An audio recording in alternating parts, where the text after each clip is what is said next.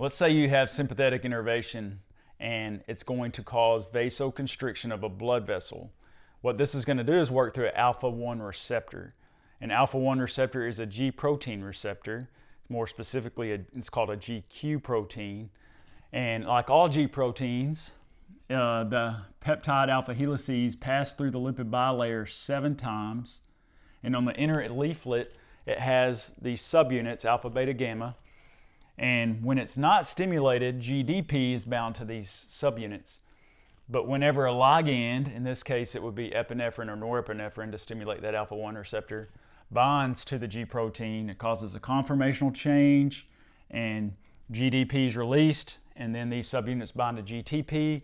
That causes these some of these subunits to break off, slide down the lipid bilayer a little bit to where phospholipase C is embedded as an integral protein. And like all suffixes with ACE, it's an enzyme. And so what this enzyme does is it takes this whole entire molecule right here that's called phosphatidyl 4,5-bisphosphate, and it breaks it down into 2 smaller molecules. You can call this PIP or PIP2 for short. And so what I have in the square right here, the red square, is just a phospholipid. You have the glycerol backbone, which is that orange line with 2 fatty acid tails attached to a phosphate. So that's a phospholipid. But this whole molecule here is phosphatidyl 4,5-bisphosphate or PIP2. And what phospholipase does is it cleaves off right here where this black line is and chops off the glycerol with the two fatty acid chains away from this molecule here, which is called inositol 1,4,5-trisphosphate. So an inositol ring is a 6-carbon ring, and it has hydroxyl groups attached to each carbon.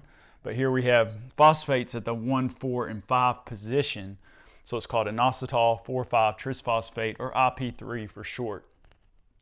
On this side, we have DAG, which is diacylglyceride or diacylglycerol.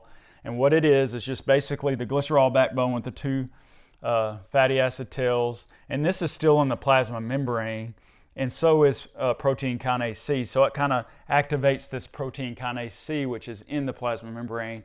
And like all kinases, they phosphorylate something. This is like a light switch to turn something on or off in the cell.